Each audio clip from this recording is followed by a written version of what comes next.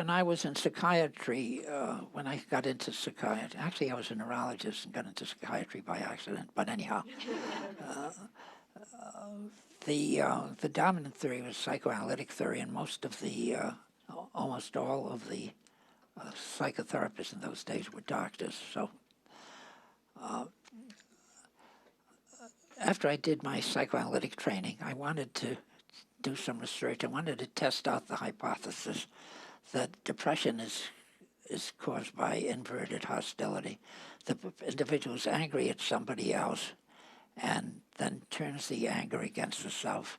And this is then represented in a need to suffer. And it makes really good sense that you see the need to suffer in everything that the depressive feels and does. They don't have any pleasure. They're very self-critical themselves. They'll even commit suicide. They will do things that are counterproductive. And indeed, it seems that self-suffering, or the need to suffer.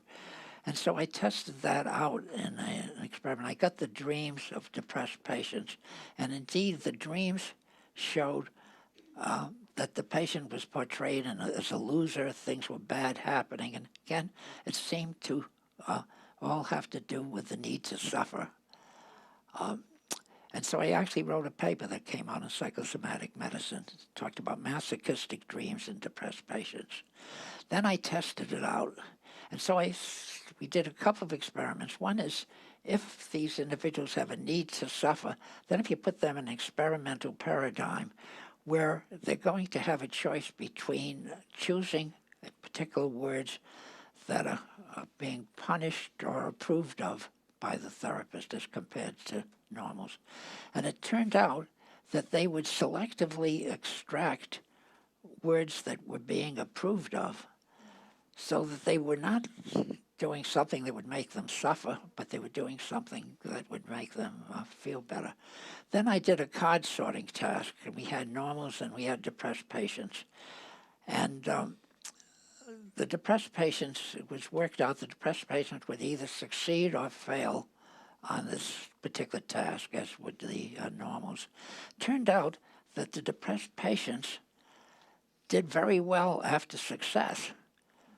So they weren't punishing themselves. They were seeking positive outcomes if they could.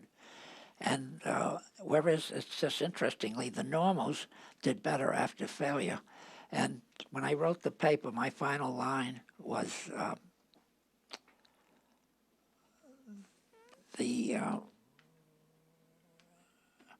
for depressed patients, nothing succeeds like success, and for non-depressed patients, nothing succeeds like failure. Anyhow, so this was the experimental aspect that shifted my mind away from the original hypothesis. And then I went back and I was able to see for myself then that the themes in the dreams were exactly the same themes that the patient had in their waking life, and that they were distorting situations according to this belief that they had as being losers and inadequate and ineffective and unlovable.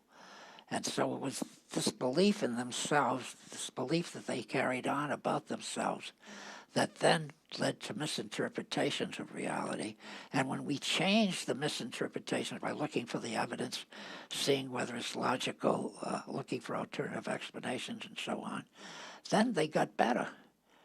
And as I've mentioned many times, Judy's heard me say this, after 10 or 12 visits after I was doing this, my practice shrunk, because the patients would say, Dr. Beck, you've helped me a lot, but it's time to say goodbye.